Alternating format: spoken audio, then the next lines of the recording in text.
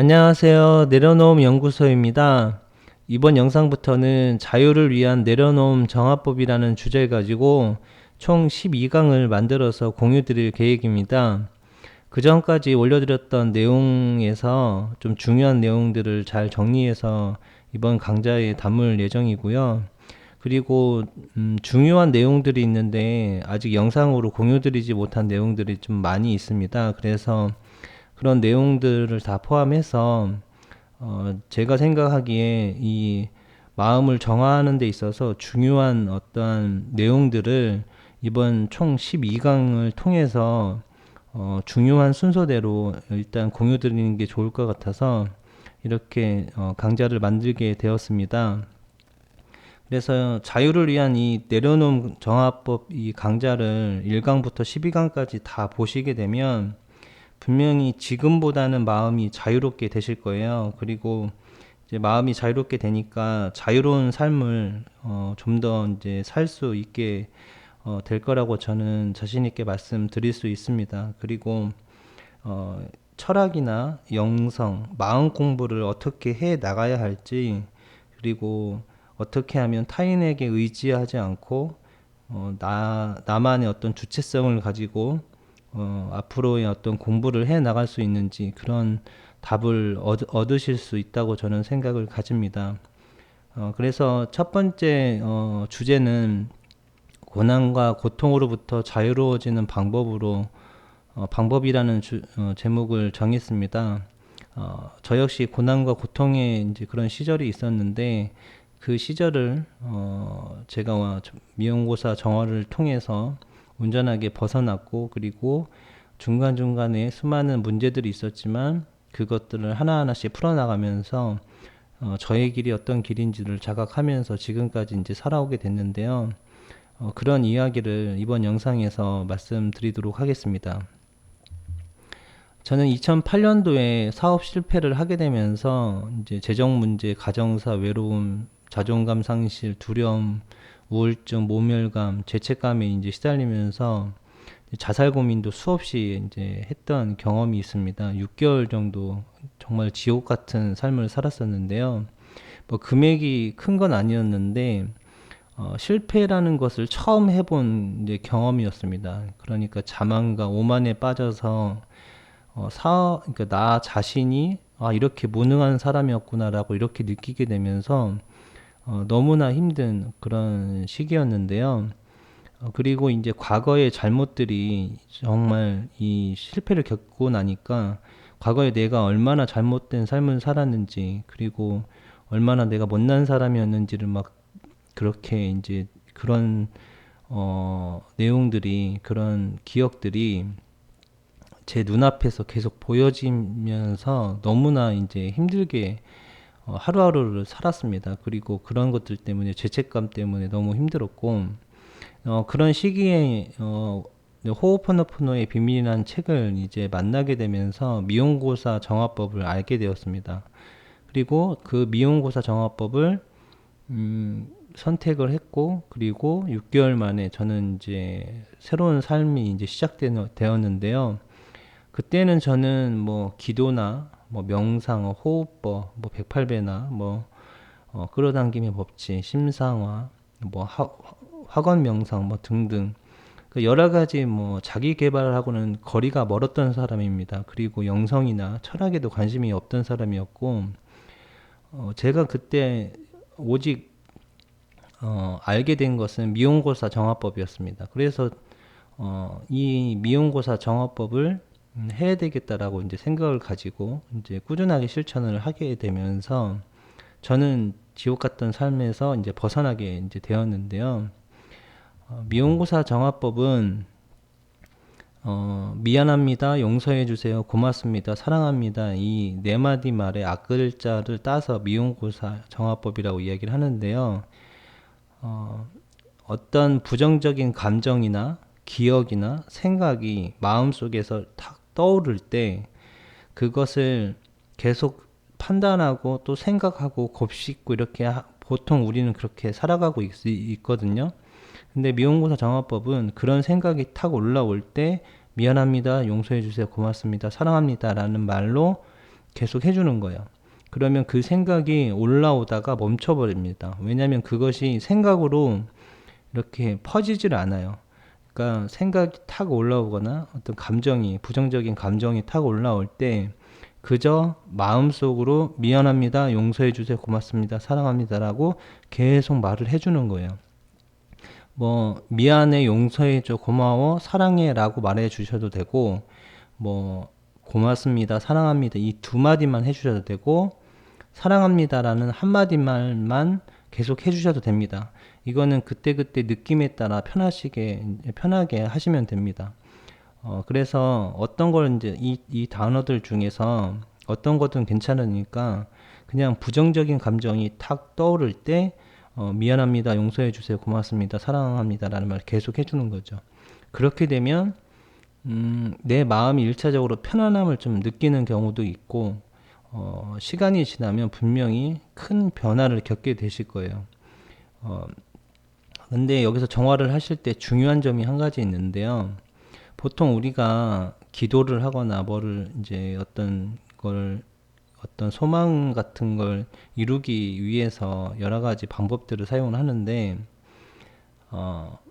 미용고사 정화를 할 때는 내가 나의 어떤 욕심이나 소망을 이루기 위해서 하려고 하는 느낌이 아니라, 내면의 메시지를, 그러니까 내면에는 또 다른 나 자신이 존재를 하는데 그 내면의 메시지를 듣겠다라는 느낌으로 미용고사 정화를 하셔야 돼요. 그러니까 나의 어떤 욕심이나 그런 것들을 이루기 위한 어떤 목적, 수단으로 이용을 하시면 정화를 하셔도 그렇게 큰 효과를 못 보실 거예요. 그리고 또 두 번째는 내가 앞으로는 온전한 삶을 살겠다, 바른 삶을 살겠다라는 마음가짐으로 정화를 하셔야 돼요. 내가 지금은 부족하지만 나는 앞으로 온전한 삶, 바른 삶을 내가 살아가도록 노력을 할 거다라는 그런 마음가짐을 가지면서 정화를 하시면 그 정화의 효과가 엄청 빠르게 일어날 거예요. 목적 자체가 어떤 특정한 어떤 욕구나 어떤 욕심이나 그런 게 아니기, 소망이나 이런 게 아니라 온전한 삶, 어떤 바른 삶을 내가 추구하겠다라는 그런 느낌을, 그런 마음가짐을 가지시고 정화를 하게 되면 내면에서 그렇게 나를 인도를 해줘요. 그런 온전한 삶으로, 바른 삶으로 내 자신을 인도해 주기 때문에 그런 마음가짐을 가지고 미안합니다, 용서해 주세요, 고맙습니다, 사랑합니다 라는 말을 계속 해주시는 거예요. 길을 가다가 해주셔도 되고, 마음속으로 해주는 거니까 길을 가다가 해도 되고, 전화 통화를 하면서 이제 정화를 하시면서 이제 전화 통화를 해도 되고, 뭐 타인과 이렇게 대화를 하면서도 정화를 하면서 상대방의 이야기를 듣는 거죠. 그런 식으로 이제 습관화가 되면 정말 큰 변화들이 분명히 일어나게 되면서 삶이 고난이고 고통이었던 그런 삶에서 온전한 삶으로 점점 변화하고 있다는 것을 스스로 이제 느끼시게 될 겁니다. 정답은 이거예요. 제가 드리고 싶은 정답은 이거예요. 그러니까 고난과 고통으로부터 벗어난 방법이 뭐냐? 그냥 미안합니다, 용서해 주세요, 고맙습니다, 사랑합니다를 계속 해주는 거예요. 이렇게만 하면 주어지는 정보들이 나에게 필요한 정보들이 알아서 주어질 거고, 필요한 사람을 만나게 될 거고, 필요한 직장을 얻게 될 거고, 정말 필요한 아이디어를 얻게 될 거예요. 그래서 좋은 어떤 방법들이 또 다른 방법들을 알 수도 있어요. 그러니까 미용고사뿐만 아니라 다른 새로운 방법을 알 수도 있는데, 중요한 건 이렇게 정화를 하다 보면 나에게 필요한 걸 내가 스스로 자각한다는 거예요. 그래서 기도를 통해서, 뭐 명상을 통해서 얼마든지 다 가능합니다. 중요한 건 나한테 필요한 거를 내가 스스로 자각을 하고 그런 것들이 주어진다는 거예요. 그래서 그걸 통해서 내가 더 나은 삶, 더 온전한 삶, 더 바른 삶을 스스로가 이제 창조해 나갈 수 있다는 거죠. 그래서 미용고사 정화를 통해서 저는 제 삶을 지금까지 원하는 삶을 이렇게 한 발자국씩 계속 살아왔고, 그리고 지금은 내면의 어떤 평화와 그다음에 풍요, 행복, 자유를 느껴가면서 지금 살아가고 있습니다. 그래서 정답은 제가 드리고 싶은 정답은 그냥 미안합니다, 용서해 주세요, 고맙습니다, 사랑합니다 라는 말을 계속 해주는 거예요. 그러면 왜 미용고사를 하면 정화가 되는지에 대한 이제 궁금증이 생기실 거예요. 이유는 크게 두 가지인데요. 하나는 하나를 말씀드리기 전에 우리의 내면에는 내면 아이라는 잠재 의식이 존재합니다. 이거는 심리학에서도 이제 증명을 하고 이제 사용하는 단어입니다. 그러니까 내면에는 나 말고 우리가 소위 말하는 그 머리로 생각하는 나 자신을 말하는 게 아니라 내면에는 그 나의 모든 정보를 가지고 있는 또 다른 나 자신이 존재합니다. 그걸 내면 아이라고 불러요.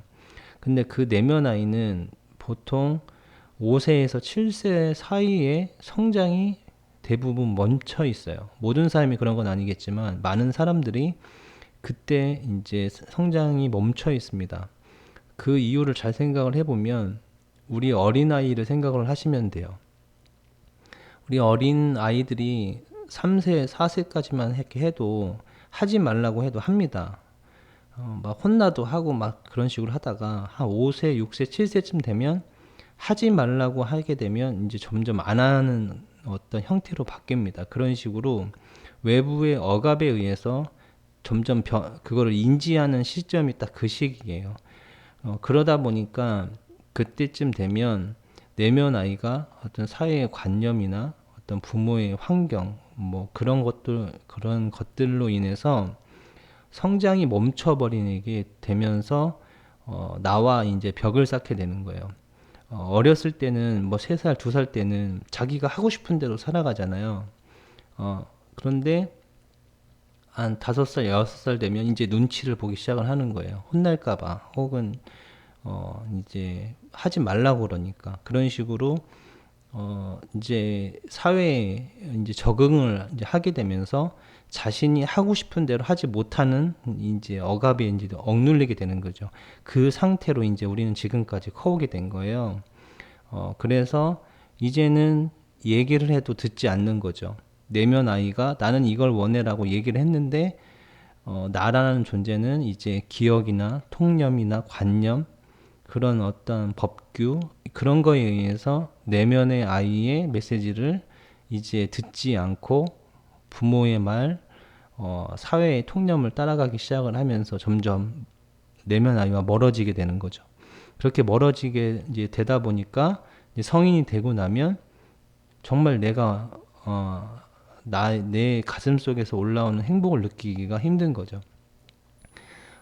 그렇게 이제 내면 아이와 멀어지게 된 우리의 삶 속에서 미안합니다, 용서해 주세요, 고맙습니다, 사랑합니다 라는 말을 내 자신에게 이렇게 해주다 보면 내면 아이가 이제 그 이야기를 듣기 시작을 합니다. 그리고 정화를 한다라는 것은 1차적으로 그런 느낌으로 제가 해야 된다고 말씀을 드렸잖아요. 내면의 메시지를 듣겠다라는 어떤 느낌으로 해야 할 때 정화가 잘 이루어진다고 제가 말씀을 드렸는데, 그런 거죠. 내가 정화를 선택을 한다는 그 자체가 내면 아이는 나의 이야기를 이제 들어주겠다라고 이해를 하고 있습니다. 그래서 정화를 하게 되면 점점 내가 어떤 것을 정화를 해야 될지, 그리고 내가 무엇을 선택을 해야 할지를 계속 잘 올려주게 돼요.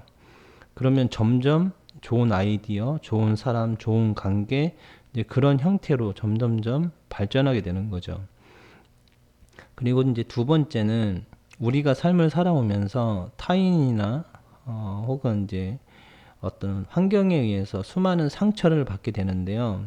그 상처를 받았을 때, 혹은 누구한테 어떤 피해를 입었을 때, 우리는 이 모든 그 순간순간에 미안하다라는 말을 다 듣는 게 아니에요. 그 이유는 두 가지인데요. 하나는 그 상대방이 잘못을 했는지 자각을 못 하는 거예요. 내가 잘못을 해야 미안하다고 이제 말을 하는데, 그거를 이제 자각을 못 하니까, 잘못한지를 모르니까 미안하다 말을 안 하는 거죠. 두 번째는 미안한 줄은 아는데, 자존심이나 혹은 평상시에 하지 않다 보니까 이상하게 이제 낯익지 않다 보니까 이제 못 하는 거죠. 뭐 그런 말을 함부로 못 하는 거죠. 뭐 자식에게 미안하다는 말을 하는 부모가 얼마나 많을지는 잘 모르겠어요. 자식에게 용서해 달라는 말을 하는 부모 그렇게 많지 않을 거라고 생각을 가집니다. 그래서 우리가 평상시에 쓰지 않던 말이기 때문에 내가 잘못했다는 생각이 들어도 우리는 미안하다는 말을 잘 하지 않게 돼요.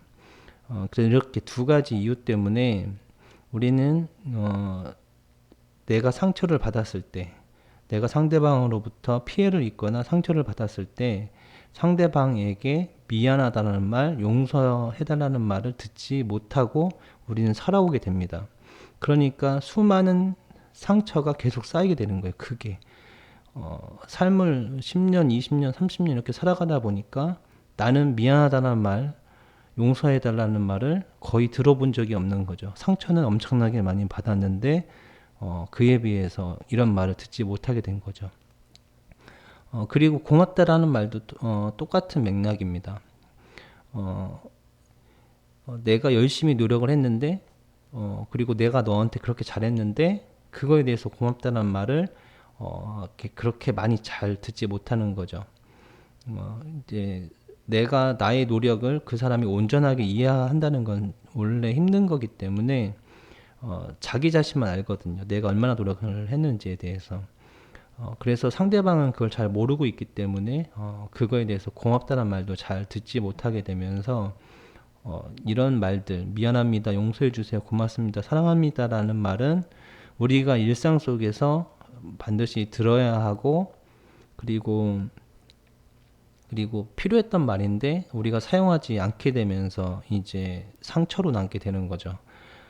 그리고 우리는 반대로 부정적인 어떤 말들, 어떤 비난과 비판, 잔소리 등등등 이런 부정적인 에너지의 말들은 가슴속에 계속 많이 쌓여져 있는데 긍정적인 에너지의 말은 이제 없는 거죠. 그래서 나 스스로가 이 긍정적인 이 말을 해주는 거예요. 미안합니다, 용서해 주세요, 고맙습니다, 사랑합니다 라는 말을 계속 해주다 보면 그 에너지 자체에 의해서 이제 정화가 이제 이루어지게 되는 겁니다.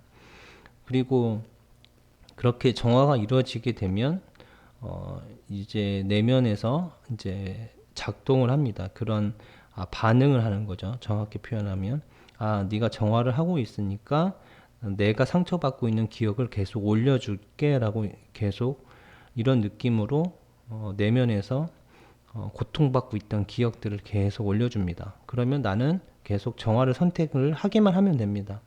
그것이 이제 정화를 하면서 가장 궁금증이실 텐데 왜 정화를 하는데 마음이 편해지지 않는가라는 혹은 왜 부정적인 감정이나 기억이 계속 떠오르느냐고 이렇게 질문해 주실 수 있는데 정화라는 것은 부정적인 감정이나 어떤 기억이 떠오르지 않게 하는 게 아니라 떠오르는 기억과 감정을 정화하는 거예요. 그러니까 떠오르는 게 당연한 거예요.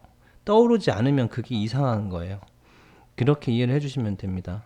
그러니까 이거는 매우 중요한 건데 정화를 우리의 감정과 기억이 올라오지 않는다는 건 불가능합니다. 그리고 우리가 이제 그런 기억들을 통해서 그 기억을 정화를 함으로써 혹은 그 기억이나 상처를 초월하게 되면서 자유를 얻는 거지 기억이나 감정, 부정적인 감정 이런 상처의 어떤 그런 것들이 올라오지 않게 만들어서 자유롭게 되는 게 아니기 때문에 이 차이를 명확하게 좀 이해를 해주셨으면 좋을 것 같아요. 그래서 이 미안합니다, 용서해 주세요, 고맙습니다, 사랑합니다 라는 말은 우리가 정말 필요했던 말이고 우리가 사용하지 않았던 말이기 때문에 그렇게 이제 말을 계속 자신의 내면에게 해주는 거죠. 그리고 오류의 기억이라는 기억이 이제 존재를 하는데 내면에 어떤 상처의 기억이나 이런 기억들에게 미안합니다, 용서해 주세요, 고맙습니다, 사랑합니다 라는 이 말을 통해서, 이 에너지를 통해서 그 기억에게 말을 해주면 그 기억이 변형이 되는 겁니다. 그 기억이 사라지기도 하고 혹은 그 기억이 온전한 상태로 바뀌게 돼서 우리가 그 기억으로부터 자유롭게 이제 되는 건데요.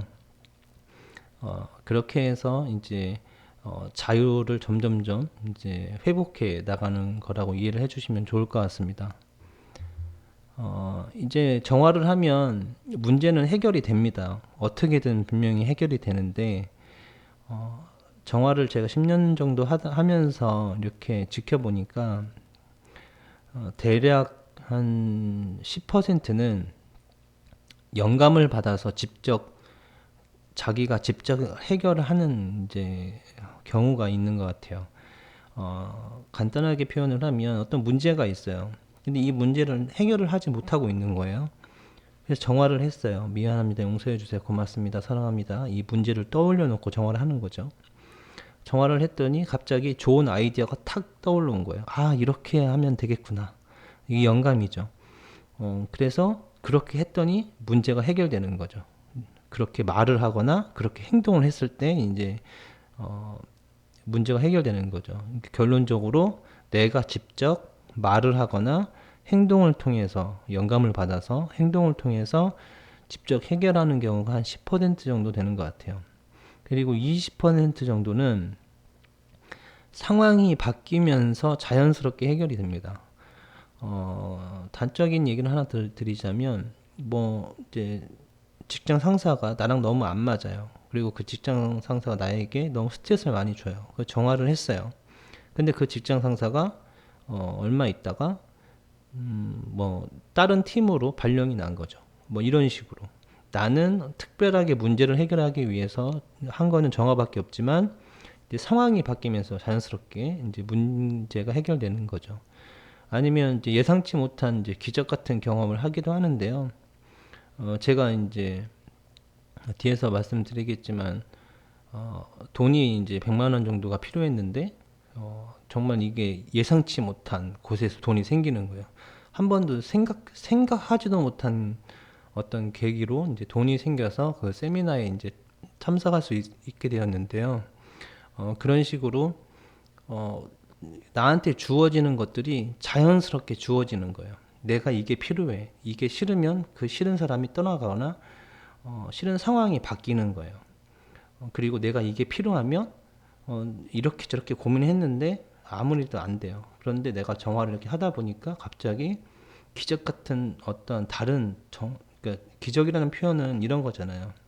내가 생각하지도 못한 거, 내가 생각하지도 못한 데에서 돈이 생기거나 아니면 그렇게 일이 풀리거나 그런 사람을 만나서 갑자기 잘 되거나 이런 식으로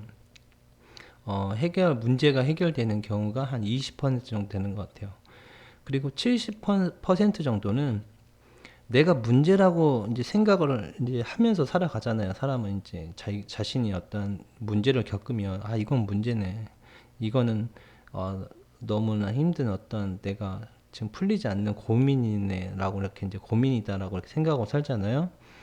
근데 그 고민이 정화를 하면 고민이 아닌 거예요. 문제가 아니라는 걸 자각을 해요. 이거는 이제 차츰 이제 설명을 드려야 되는데,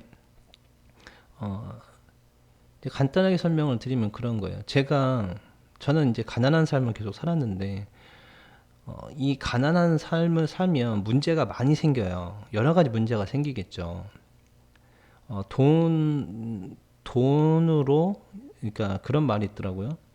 그런 연구 결과였는지, 인간의 문제는 95%가 돈으로 해결할 수 있대요. 그러니까 돈이 많으면 웬만한 문제는 다 해결할 수 있다라는 거예요. 그런데 반대로 이야기하면 돈이 없으면 문제가 너무나 많이 생기겠죠. 당연하게. 부부관계도 안 좋을 테고, 자식들에게도 뭐 용돈을 많이 못 주니까 뭐 다툼이 생길 수도 있겠고, 뭐 여러 가지 문제가 생기겠죠. 근데 제가 만일 그런 문제들이 많지 않았으면 저는 마음 정화법을 연구할 수가 없었을 거예요. 그러니까 수많은 삶의 문제가 저한테 주어졌기 때문에, 그러면은 그런 문제들, 그런 고통이나 고난들이 있었을 때 나는 어떻게 하면 마음을 컨트롤하고 자유롭게 살아갈 수 있을까에 대해서 저는 연구를 했단 말이죠. 왜냐면 많은 사람들이 문제 속에 살아가니까. 그러니까 저에게는 문제가 아니라는 걸 자각을 하게 된 거예요. 왜냐면 저에게는 당연히 필요한 요소였죠. 그건 당연히 필요한 거죠. 고난과 고통이라는 것이 저한테는 연구 대상이었기 때문에 당연히 저에게는 그것이 전혀 문제가 아니라는 걸 이제 자각을 하게 된 거죠. 그렇게 자각하고 나니까 너무나 자유롭게 됐어요. 이런 식이에요. 혹은 어떠한 이제 깨달음을 통해서 문제나 고난, 고통을 이제 초월하게 되는데요. 이 부분에 대해서는 이제 다른 영상들을 이제 통해서 말씀을 좀 자세하게 드리는 게 좋을 것 같아요. 그러니까 좀 간단하게 말씀을 드리면, 내가 보는 시각이 있어요. 내가 보는 이거는 문제라고 느끼는 그런 것이 있는데, 정화를 하면서 그걸 잘 관찰을 하다 보면 갑자기 다른 시각이 탁 열립니다. 전혀 다른 시각이 열리면서 와, 이렇게도 생각할 수 있구나라고 이제 깨달음이 와요. 그러면 깨달음이 딱 오는 순간 더 이상 내가 겪고 있는 문제나 고난이나 고통은 나에게 이제 고난도 아니고 고통도 아니고 문제도 아닌 거예요. 문제를 초월해 버린 거죠. 이제 그런 식으로 문제가 아니라고 자각하거나 아니면 깨달음을 통해서 이제 초월을 하는 경우, 이렇게 70%가 되는 거예요. 그러면 이걸 잘 정리를 해보면 이렇게 되는 거죠. 삶의 문제는 70%가 그러니까 우리가 직접적으로 해결할 문제가 아니라는 거예요. 그냥 마음을 통해서 그냥 해결할 수 있다는 거예요. 내가 가진 수많은 문제는 대부분의 문제가 마음의 문제라는 거예요. 내가 마음을 잘못 쓰고 있기 때문에 문제를 겪고 있는 거예요. 내가 마음을 지금 잘못 쓰고 있기 때문에 고난과 고통을 겪고 있는 거지, 이 마음가짐을 어떻게 바꾸고 나의 시각을 어떻게 바꾸고 이것만 집중을 하셔도 삶의 문제 70%가 해결이 되는 거예요. 제가 봤을 땐 그래요. 그러니까 이 마음을 어떻게 정화하고 마음을 어떻게 잘 다스려가는지만 알면 삶의 자유는 자연스럽게 다가온다고 생각을 가집니다. 그러면 정화는 어떻게 이제 하면 좋을까요? 이제 아까 맨 처음에 이제 다 말씀드렸던 내용인데, 이제 부정적인 감정이나 생각, 어떤 상황을 볼 때도 정화를 하셔야 되는데, 뭐 예를 들어서 지나가고 있는데 어떤 두 사람이 싸우고 있어요. 그러면 그 싸우고 있는 거에 대해서도 내가 온전하게 책임을 지고 정화를 하는 거죠. 아니면 나에게 어떤 회사에 이제 출근을 했는데 갑자기 회사 내에서 어떤 다툼이 생겼어요. 어떤 부서 간의 다툼이 생겼어요. 누구의 책임이다, 누구의 책임이다 막 다툼이 생겼어요. 그러면 그런 상황도 내가 책임을 지는 거예요. 그러니까 내가 내면에서 올라오는 생각이나 감정, 어떤 기억들, 이런 것만 정하는 게 아니라 나에게 주어지는 사람, 상황에 대해서도 그냥 미안합니다, 용서해 주세요, 고맙습니다, 사랑합니다 라고 계속 말을 해주는 거죠. 그렇게 정화를 하시다 보면 그 상황에 맞는 온전한 답을 스스로가 점점 얻게 될 거예요. 그리고 마음속으로 미용고사를 하셔도 되고 소리 내어서 미용고사를 하셔도 됩니다. 이거는 자유롭게 그때 선택하시면 됩니다. 근데 미용고사가 힘들 때는 어떻게 해야 되냐, 이런 질문도 있는데요.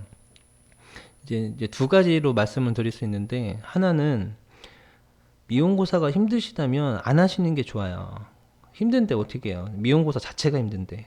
그때는 다른 것에 몰입을 하세요.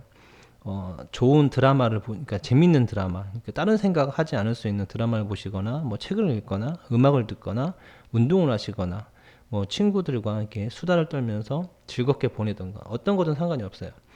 미용고사가 힘들면 그냥 굳이 그걸 안 하셔도 돼요. 그리고 두 번째 말씀드리고 싶은 건 뭐냐면 미용고사가 잘 안 돼요. 예를 들어서 미용고사가 힘들어요. 그러면 미용고사 이 정화를 할 시간이 아니라는 거예요. 이게 무슨 의미냐면 미용고사를 하게 되면 내가 미용고사에 집중을 하고 있는 거잖아요. 근데 미용고사를 하다 보면 분명히 내면에서 지금 이걸 할 시간이라고 이걸 해야 된다고 분명히 올려줘요.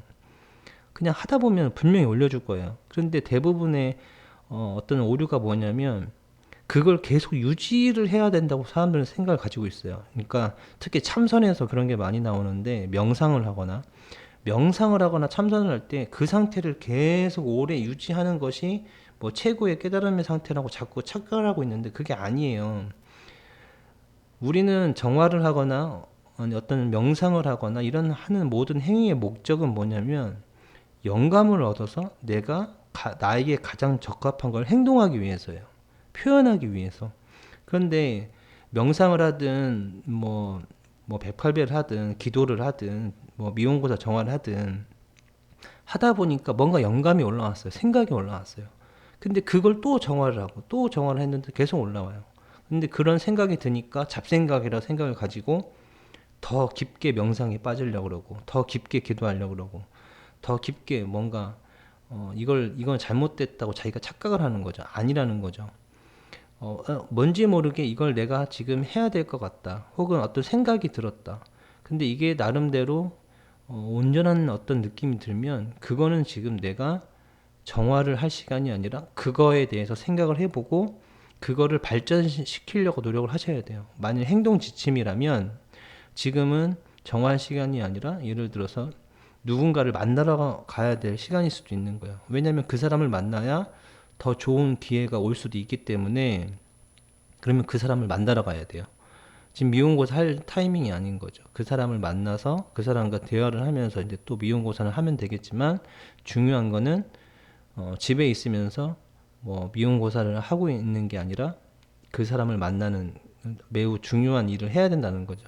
이런 식으로 이렇게 두 가지로 이해를 해주시면 될 것 같아요. 정리를 하자면 하나는 그냥 편하게 내가 좋아하는 거, 내가 나의 어떤 머리를 식힐 수 있는 거에 몰입을 하시거나 두 번째는 정화를 하거나 뭐 기도를 하거나 그렇게 해서 뭔지 모르게 올라온 어떤 내면의 메시지가 있다면 그 메시지를 실천을 해야 할 시간이라고 이해를 하시는 것이 더 온전한 어떤 판단이라고 생각을 가집니다.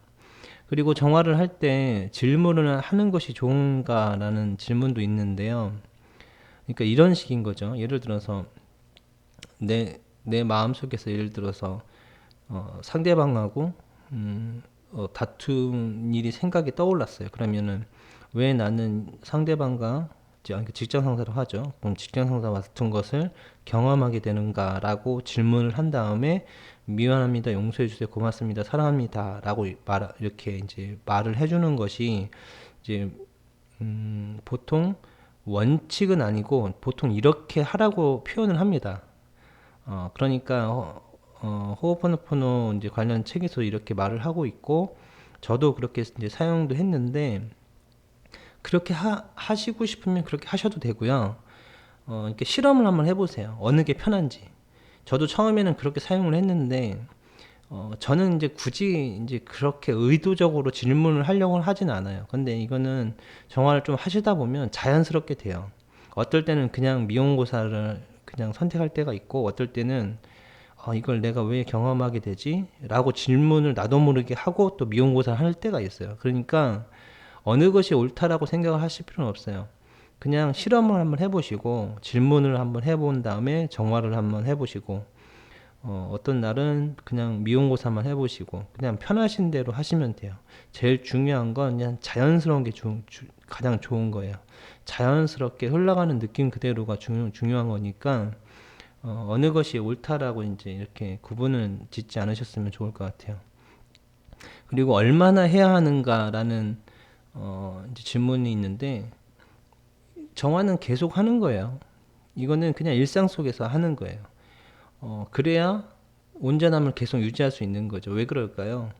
내면에서는 계속 수많은 기억들이 올라오잖아요. 그리고 수많은 환경들을 계속 접하잖아요. 그래서 매일 하는 거예요. 물론 이제 저는 이제 미용고사라는 것을 이제 많이는 안 하고 이제 관조를 많이 하죠. 근데 그 관조를 하면서 이렇게 잘 그냥 수용만 하는 거죠. 내가 주어진 감정이나 어떤 환경에 대해서 굳이 미용고사를 하지 않아도 정화의 상태를 저는 유지를 할 수 있기 때문에 그냥 저는 관조를 하면서 이것이 나에게 주는 의미가 무엇인지를 계속 찾으려고 저는 이제 바라보고 있는데, 중요한 거는 내면에서 계속 올려주는 감정, 판단들, 기억들이 있으니까. 그리고 우리는 계속 어떤 상황을 만나게 되고 사람을 만나게 되기 때문에 정화는 계속 해 나가는 거예요. 얼마나 해야 되는가, 혹은 얼마를 해야 효과를 보는가, 이거는 그 사람이 자기 자신이 얼마나 진실되게 했느냐에 따라 다르겠죠. 그리고 어떤 사안에 대해서, 어떤 특정한 사안에 대해서 이거에 대해서 정화를 얼마나 해야 되는가라고 이제 질문을 했을 때는 온전함을 얻었거나 깨달음을 얻으면 그때는 안 하셔도 돼요. 이게 어떤 의미냐면, 우리가 어떤 특정한 이제 사안에 대해서, 예를 들어서 아내랑 아내랑 늦게, 이게 남편인 저를 한번 예를 들어 볼게요. 제가 집에 너무 많이 술을 많이 먹고 다녀서 늦게 들어갔어요. 근데 이제 아내가 그것 때문에 이제 싸웠어요. 그러면 정화를 하겠죠.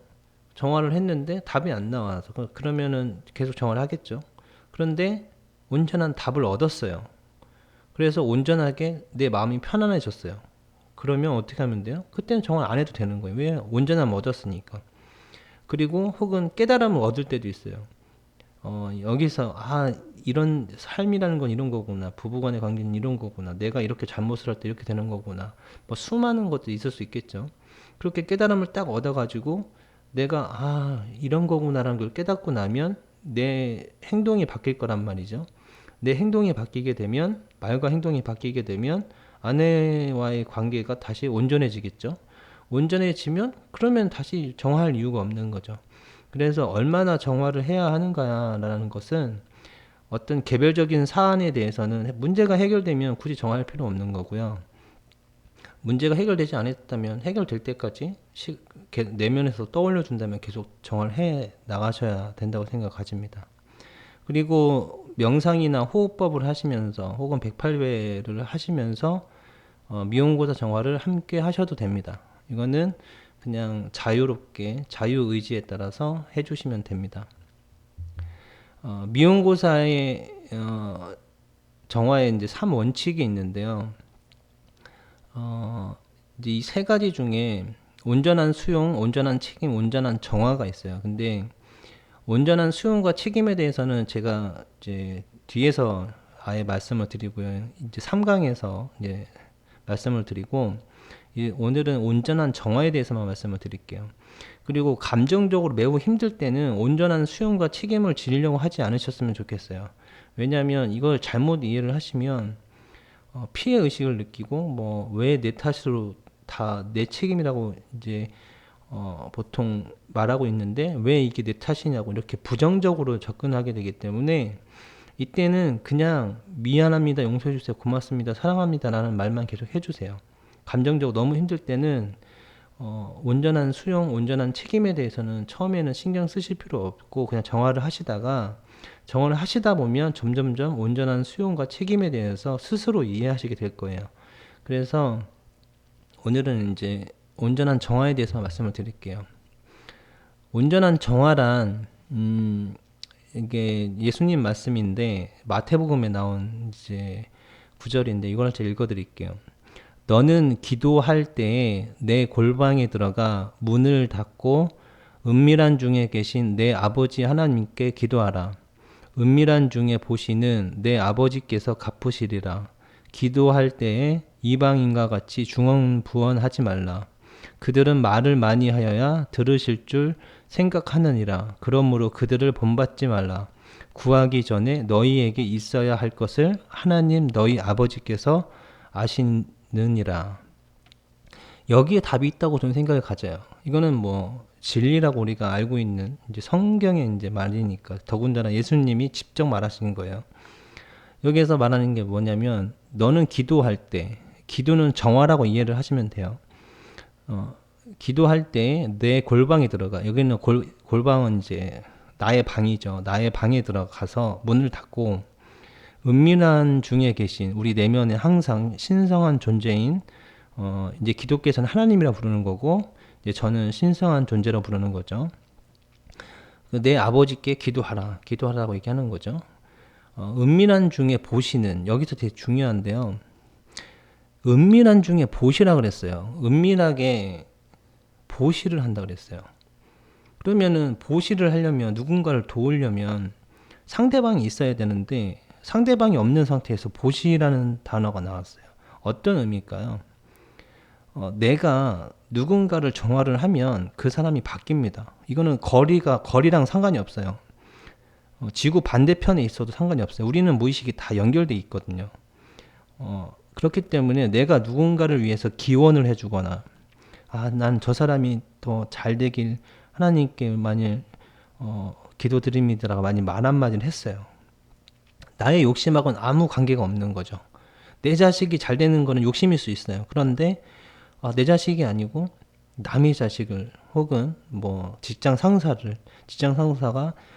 되게 뭐라 해야 되까 나한테 되게 피해만 주고 상처만 주는 사람이에요. 그럼에도 불구하고 그 사람이 잘 되기를 많이 기도를 하고 있다면 그럼 그 사람을 위하는 마음이잖아요. 그런 보시는 내 아버지께서 내 하나님께서 갚아준다는 거예요. 너에게 그 은혜를 다 갚아준다는 뜻이에요. 그리고 기도할 때에는 이방인과 같이 중언부언하지 말라라고 그랬어요. 중언부언 하지 말라고요. 뭐 이거 해주세요, 저거 해주세요. 뭐 나 지금 우리 자식 저기 시험에 합격하게 해주세요 등등등 수많은 말을 합니다. 근데 기도는 그렇게 하지 말라고 얘기를 하잖아요. 예수님이 말씀을 하시는 거예요. 그들은 말을 많이 해야만 하나님이 들을 줄 알고 지금 착각하고 있다는 거예요. 그런데 그들을 본받지 말라는 거예요. 그렇게 소망을 얘기하지 말라는 거예요. 자신의 소망을 얘기하지 말라는 거예요. 뭐라고 말씀을 하시냐면 구하기 전에 네가 너희 소망을 말하기 전에 너희에게 있어야 할 것을 하나님은 이미 알고 있다라는 거예요. 왜 알고 있을까요? 신인이니까요. 창조주니까 알고 있죠. 모든 걸 알고 있는 존재가 하나님이니까요. 신성한 존재니까. 그래서 정화라는 것은 그런 거예요. 내가 무엇을 원하든 내가 원하고 있는 걸 굳이 말할 필요가 없는 거예요. 그래서 이방인처럼 중언부언하지 말라는 거예요. 만일 교회에 많이 가거나 이런 절에 가서 자신의 소망을 이렇게 빌고 있는 것 자체가 어떻게 보면 모순이라는 거죠. 그래서 이 부분은 되게 중요한 것 같아요.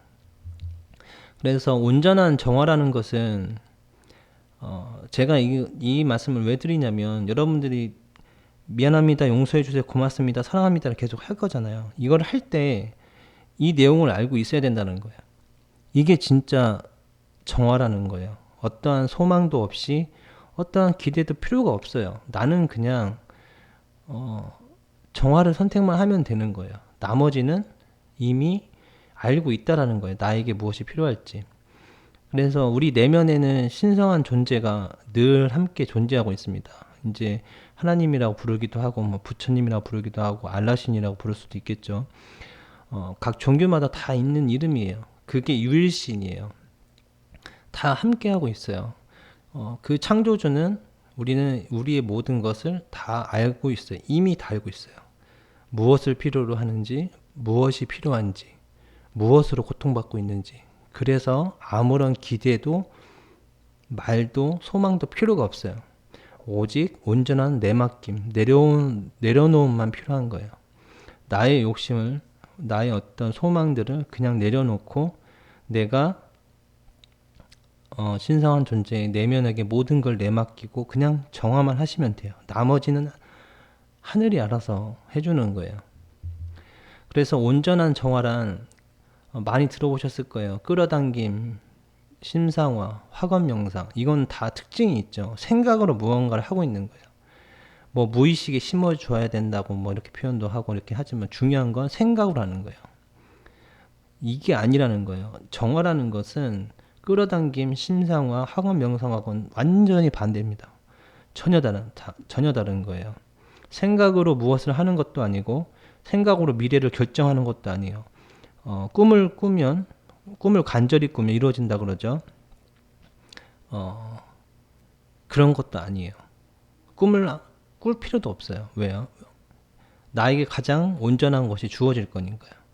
그래서 온전한 내맡김은 생각으로 미래를 정하지 않는 거예요.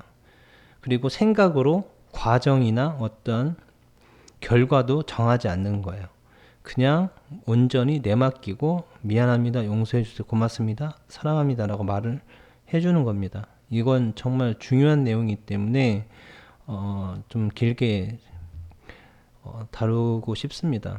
온전한 정화와 기도에 대해서 좀 설명을 드리고 싶은데, 그래서 온전한 정화라는 것은 그렇게 온전하게 내맡기는 거예요. 소원과 소망을 말하지 않고 중언부언하지 않는 거죠.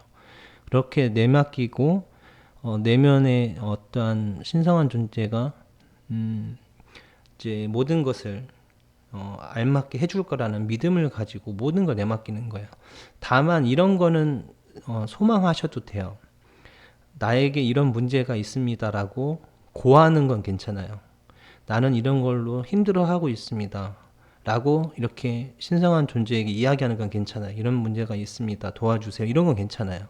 그런데 그게 어떻게 해결돼야 된다라는 걸 정하지 말라는 거예요. 미래를 결정하지 말라는 거예요. 내가 갖고 있는 문제에 대해서 고하는 것까지는 괜찮지만 어떤 미래나 과정이나 어떤 결과에 대해서는 결정해서는 안 된다는 거죠. 그리고 이제 그렇게 온전하게 정화를 했다면 내면에서 이제 메시지를 줄 거예요. 온전한 어떤 느낌으로 이걸 해야 된다는 느낌이 강렬하게 듭니다. 이거는 정화를 하시면 누구나 느끼실 수 있어요. 이거는 생각과 판단, 기존의 어떤 감정, 기억이 올라오는 건 달라요. 완전히 명료합니다. 그리고 전율이 흐르고 이거구나라고 그냥 느끼실 수 있어요. 누구나 이거는 느끼실 수 있습니다.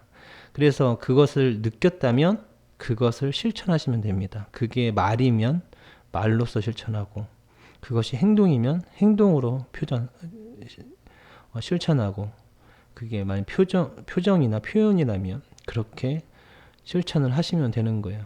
그래서 온전한 정화라는 것은 모든 걸 내맡기고 내면의 메시지를 들으려고 노력을 하고, 내면의 메시지를 들었다면 그걸 실천하는 거, 이게 온전한 정화입니다. 그리고 기도에 대해서 말씀을 드리고 싶은데, 기도란 나의 소망을 신성한 존재가 들어주는 시간이 아니라 신성한 존재의 의도와 메시지를 내가 이해하는 시간이에요. 지금까지는 기도를 할 때 자신의 소망을 이루어주기 위해서 계속 기도를 했단 말이에요. 지금의 모든 종교들이 대부분 그렇죠. 이게 아니라는 거예요. 잘 한번 생각 한번 해보세요. 신성한 존재는 내가 기도하기 전에 이미 알고 있어요. 근데 왜 자꾸 이야기를 하냐고요. 이게 필요하냐고. 이게 필요하다고. 이걸 이루게 해주세요. 난 이런 문제가 있어요. 왜 자꾸 신성한 존재가 내 이야기를 들어주길 바라냐고요. 그런 필요가 없다는 거예요. 내가 해야 할 일은 기도의 시간을 통해서 명상도 똑같죠. 여기서 말하는 기도의 시간은 명상의 시간, 108배의 시간, 어떤 마음 챙김의 시간 다 포함하는 거예요. 정화의 시간. 이 정화의 시간에 내가 해야 할 일은 나의 소망이나 이런 걸 하늘이, 신성한 존재가 들어주기를 간절히 기도하는, 원하는 시간이 아니라 도대체 신성한 존재가 지금 나에게 주는 어떠한 메시지가 무엇인지, 그리고 내가 어떤 문제를 겪었다면 그 문제를 통해서 나에게 어떤 의도를 알려주려고 했는지, 그걸 이해하려고 노력하는 시간이 기도의 시간이에요. 정화의 시간이고, 참선의 시간이고, 명상의 시간이고, 108배의 시간이고, 그렇게 이해를 해주시면 좋을 것 같습니다. 그리고 미용고사 정화를 하시게 되면 내면 아이가 자연스럽게 이끌어 줄 거예요. 그러니까 뭐 더 자세하게 알고 싶다. 그러면 자세하게 알 수 있는 그 길을 자연스럽게 이끌어 줄 거예요. 그러니까 정답을 자꾸 구하려고 하실 필요가 없어요. 뭐냐면 정화를 하시다 보면 자연스럽게 어떤 책을 만나게 해주고 사람을 만나게 해주고 어떤 방법을 알게 해주고 그런 식으로 계속 자연스럽게 나한테 보내줘요. 그렇기 때문에 조급해 할 필요도 없고 그냥 실천하면서 순간순간 하루하루를 내면 아이와 함께 대화를 하듯이 살아가는 게 가장 온전한 선택입니다. 그래서 그런 식으로 내 내면과 계속 만나게 되면 내면 아이와의 소통을 계속 해가면서 그렇게 이제 하루하루 살다 보면 나에게 주어지는 것들이 얼마나 온전한 것들이 주어졌는지를 깨닫게 되면서 이 세상이 아름답다는 걸 느끼게 됩니다. 그리고 내 삶이 아름답다라고 그리고 이 풍요롭다는 걸 느끼시게 될 거예요. 저의 이야기를 간단하게 드리면 2008년 5월에 이제 이벤트에 당첨이 돼서 호호포노포노의 비밀이라는 책을 만나게 됐어요. 정말 신기하죠. 그리고 딱 한 달 만에 실패를 경험하게 되면서 앞서 말씀드렸던 수많은 문제들을 복합적으로 이제 경험을 하고 6개월 동안 이제 미용고사를 했죠. 그래서 5개월까지는 안 됐어요. 5개월까지는 제가 어떤 변화도 못 느꼈어요. 그런데 6개월째가 딱 되던 12월 달에 갑자기 늘 어둡던 세상이 갑자기 밝은 빛으로 변하는 걸 경험을 했습니다. 세상이 정말 그 순간에 하얗게 진짜 빛으로 변하는 경험을 했어요. 그래서 내가 용서받았구나라는 걸 그때 느꼈죠. 그리고 내 내면에 이렇게 온전한 평화가 존재한다라는 거. 이렇게 완벽한 그 어떤 것이 존재한다는 걸 깨닫게 됐어요. 이거를 나중에 이제 알게 됐는데 견성이더라고요. 온전한 나 자신을 발견하는 거. 그렇게 이제 그런 경험을 하고 나니까 점점 이제 삶을 살아갈 수 있는 힘이 생긴 거죠. 희망도 생기고 이제 힘이 생겼지만 삶은 당연히 바뀐 게 아무것도 없죠. 돈이 갑자기 생긴 것도 아니고. 그러니까 삶은 분명히 힘들었지만 살아갈 수 있는 힘이 생겼어요. 그리고 2009년 2월에 이제 한 달 뒤에 또 취업이 되고 계속 정화를 계속 해가면서 살았죠. 그리고 한 달 만에 원래 3개월 인턴이었는데 한 달 만도 아니에요. 한 15일 일했나 그랬는데 그때 이제 능력이 된다고 해서 바로 정규직이 되고 여기서 놀라운 일이 생깁니다. 제가 1월에 들어가서 정화를 해가면서 열심히 일을 했어요. 그때 제가 입사를 했을 때 저는 이제 온라인 쪽이었고 오프라인 그 제약 회사 팀에 7명이 영업팀이 있는데 그 중에 6분이 다 교체가 된 상태였어요. 바뀐 상태였었어요. 그러니까 분위기가 그렇게 좋은 상황은 아니었죠. 그리고 매출도 되게 안 나던 상태였는데 그리고 이제 부산에 계시던 부산 울산 지역을 담당하시는 분이 계셨어요. 과장님이었는데 그분이 700만 원밖에 매출을 못 냈고 이제 회사에 이제 여러 가지 불만이 있어서 대표님에게 불만이 있어서 이제 사직서를 쓴 상태였었어요. 그런데 인수인계 과정에 어떤 결과가 있었는지 모르겠지만 계속 다니게 되었는데 2009년 7월인가 8월인가 정확히 기억이 안 나요. 한 6개월 정도 지났을 때니까 그쯤 될 거예요. 제가 이제 야간 근무를 하고 있는데 영업부 회식이 있었어요. 그때 저를 사장님이 이제 사무실로 전화해서 영업부 회식에 이제 오라고 그런 거죠. 그래서 저는 영업부 회식에 가서 이제 영업부 과장님들하고 이제 같이 술도 먹고 이렇게 이제 지내다가 이제 거기서 끝나고 나왔어요. 그랬는데 그 울산에 계시는 분이 저한테 저 때문에 인생이 바뀌었다는 거예요. 근데 그 울산에 계신 과장님은 저랑 만날 일이 없어요. 1년에 딱 한 번, 한 달에 한 번, 원래 회의 때 한 번 뵙고요. 그리고 전화 통화도 거의 할 일이 없어요. 부서가 다르기 때문에. 그런데 그분이 저의 어떤 모습에 어떻게 회사가 이렇게 분위기도 안 좋은데 꿋꿋하게 자기 일을 이렇게 해나갈 수 있냐고 그러면서 그 모습이 자기가 바뀌었다는 거예요. 그래서 1월 달에 700만 원밖에 매출을 못 내던 분이었는데 4,500만 원 매출을 냈어요. 7월인지 8월인지 그때쯤에.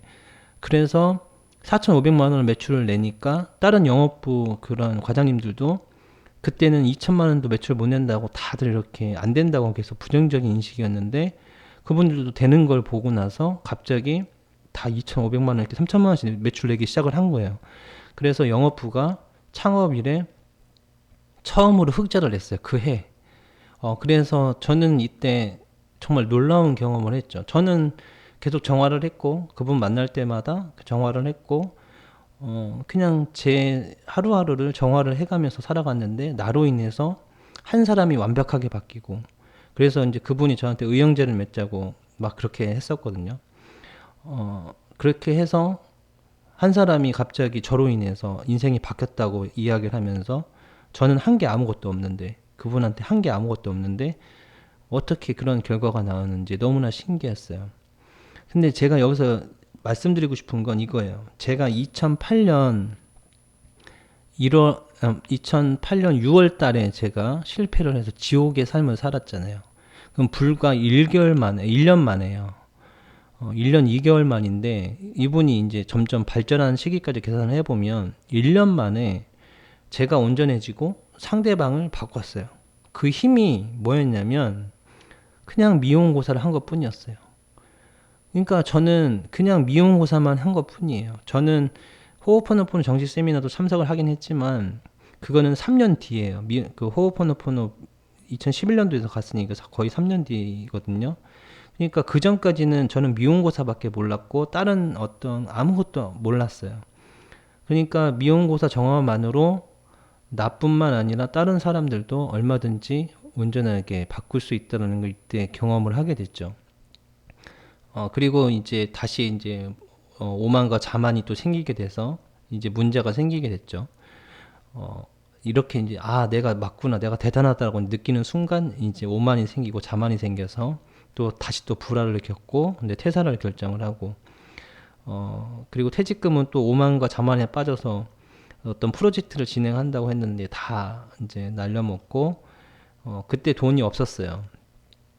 그래서 이제 2011년 3월에 이제 유래 박사님이 정식 세미나가 있었는데 돈이 하나도 없었던 거예요. 그래서 정화를 또 했죠. 너무나 가고 싶었는데.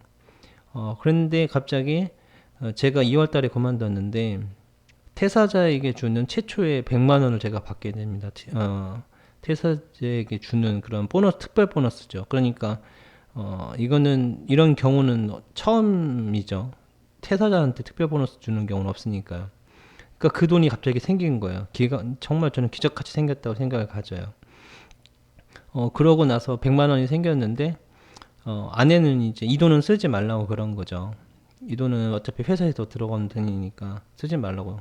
그래서 그러면 세미나를 포기를 하고 이제 세미나 이제 하루 전에 휴렌 박사님의 이제 사인회가 있어서 이제 시포트라는 사인을 해달라고 제가 해달라고 그랬어요. 그랬더니 그걸 해주시면서 이제 그 휴렌 박사님이 끼고 있던 이 배지를 이 정화도구인 이 시포트라는 배지를 저한테 주시면서 미소를 저한테 보여주셨죠. 그러고 나서 이제 집에 왔는데 이 느낌이 너무나 틀렸어요.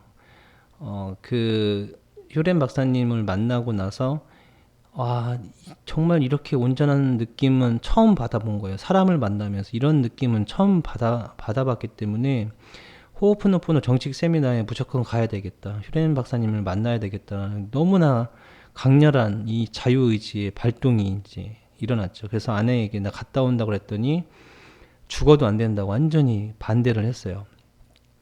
그렇게 반대를 했는데 저는 안 가면 못 베길 것 같은 정말 후회할 것 같다는 느낌이 이제 들었죠. 그래서 아내한테 그런 얘기를 했어요. 만일 내가 내일 아침에 아침 일찍 잠이 깨가지고 일어나면 참석을 하겠다. 근데 아내는 그거 가면 이혼인 줄 알으라고 정말 극렬하게 반대를 했습니다. 하지만 내가 아침에 잠을 일어났는데 다 깨는 거예요. 그래서 그, 그 단말기에서 그 현금 인출기에서 100만 원을 찾아서 정식 세미나에 참석을 하게 되면서 슈렘 박사님에게 호호포노포노에 대한 본질과 여러 가지 내면 아이와의 대화법, 여러 가지 이제 정화 도구들 이런 걸 다 배우게 되면서 이제 온전한 수용과 책임에 대해서 이해를 하게 됐죠. 이제 그렇게 이틀 세미나가 하고 나서 아내는 이제 분노가 이제 이제 거의 극에 달았죠. 그래서 일요일 날 저녁에 이제 이틀 세미나 끝나고 나서 이제 집에 들어가기 전에 정화를 했어요. 한 15분 정도 한 것 같아요. 계속 정화를 해가면서 이제 아내를 만나야 되겠다고 이제 하고 이제 딱 들어갔어요, 집에. 근데 아내는 분노 상태죠. 엄청난 분노 상태고 이제 막 얘기를 하는 거예요. 온전하게 수용을 계속 하면서 정화를 했죠. 그리고 책임을 지고 정화를 계속 했는데 갑자기 딱 열리면서 저의 어떤 시각이 열리면서 자각이 온 거예요.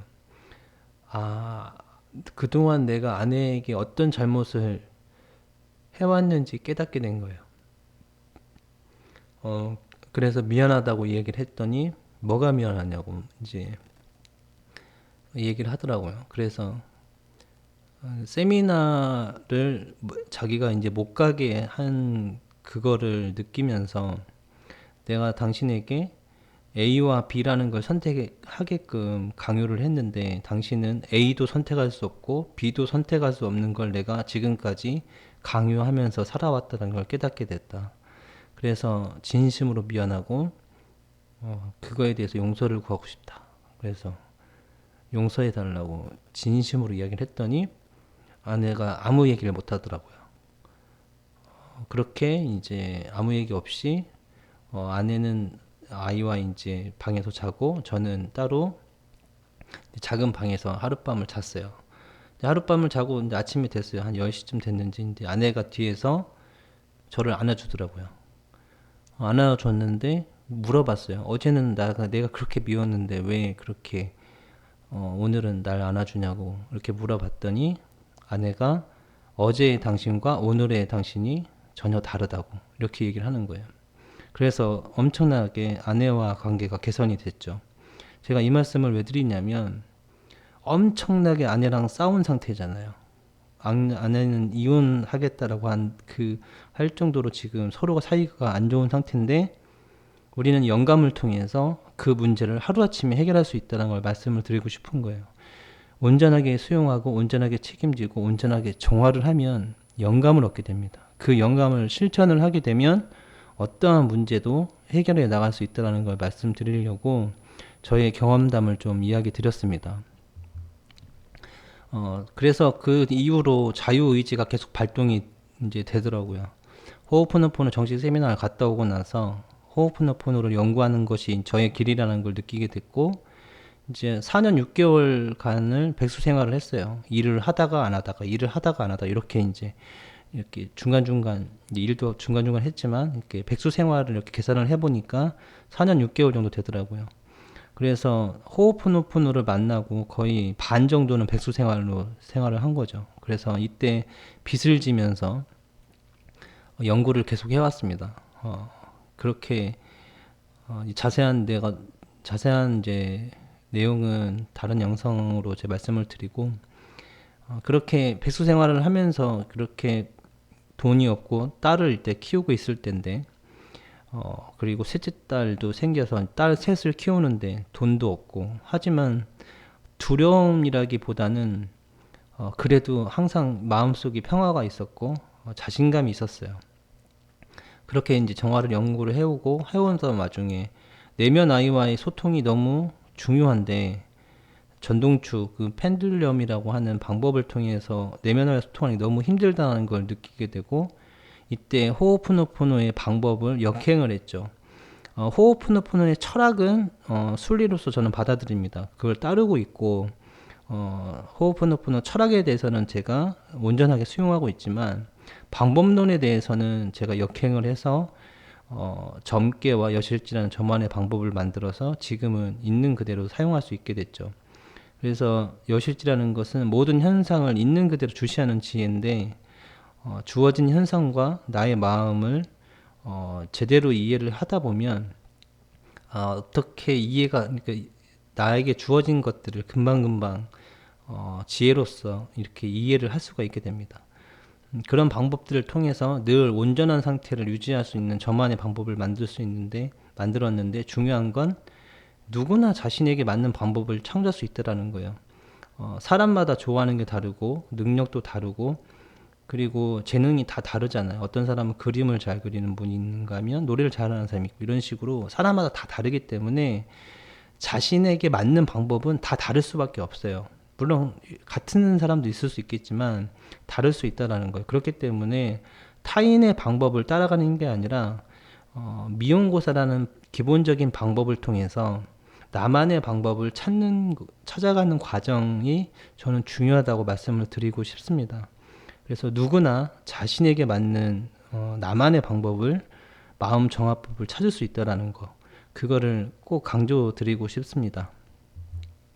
어떻게 살아가야 하나요? 혹은 무엇이 정답인가요? 이런 질문을 이제 주실 수 있는데, 사실 이 질문은 의미가 없는 거예요. 왜 그러냐면 같은 상황이라는 건 존재하지 않거든요. 같은 조건도 존재하지 않고 같은 삶이라는 게 존재하지 않아요. 그렇기 때문에 어떻게 살아야 하나요? 라고 질문을 했을 때 어떤 답이 와도 사실 그것이 옳다 그르다 판단하는 것조차도 나 자신이거든요. 그러니까 상대방이 어떤 조언을 해 주었다 하더라도 그 조언이 옳으냐 그르냐를 판단하는 것도 나 자신이기 때문에 결국은 모든 건 내 자신이 결정하고 있다라는 거예요. 그래서 정화를 매 순간 하시면서 순간순간에 나의 자유의지가 바로 정답이라는 거예요. 그걸 따라가시면 점점 온전한 어떤 경험들을 하시게 될 거고, 그리고 내가 갖고 있는 문제들, 고난들, 고통들을 자연스럽게 해결하시게 될 겁니다. 이거는 제가 경험을 하면서 느꼈던 거기 때문에 정말 그 정화를 통해서 여러분들이 다 경험을 해보셨으면 좋겠습니다. 그리고 왜 내 자신에게 질문을 해야 하는가? 그거는 너무나 간단한 이유예요. 나를 가장 잘 아는 존재가 바로 나 자신이기 때문에 그래요.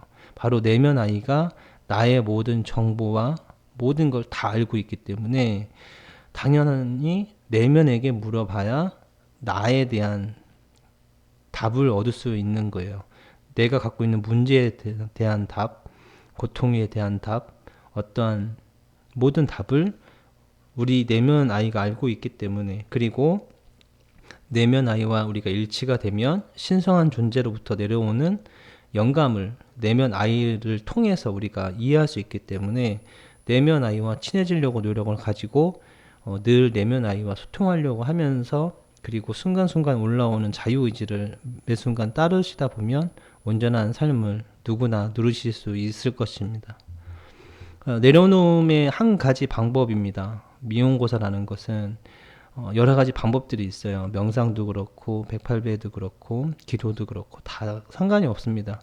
어떤 거든 사용하셔도 사실 상관은 없어요. 그런데 제 경험상 이렇게 지켜보면 온전한 책임이라는 것을 기본으로 하고 있기 때문에, 그리고 우리는 미안합니다, 용서해 주세요, 고맙습니다, 사랑합니다 라는 말을 잘 하지 않고 있고 잘 들었어야 되는데 그런 상황들이 많았었는데 듣지 못했기 때문에 이런 말을 해줌으로써 정화가 된다는 걸 아까 말씀드렸듯이, 이 미안합니다, 용서해 주세요, 고맙습니다, 사랑합니다 라는 이 말도 내려놓음의 한 가지 방법이라는 거, 그리고 나에게 맞는 방법은 순수한 자유의지를 계속 자각을 하다 보면 점점 나에게 맞는 것들이 주어지게 될 거라는 거, 그리고 그렇게 주어지면 자신의 방법대로 삶을 이제 살아나가시면 될 거라는 걸 말씀드리고 싶습니다.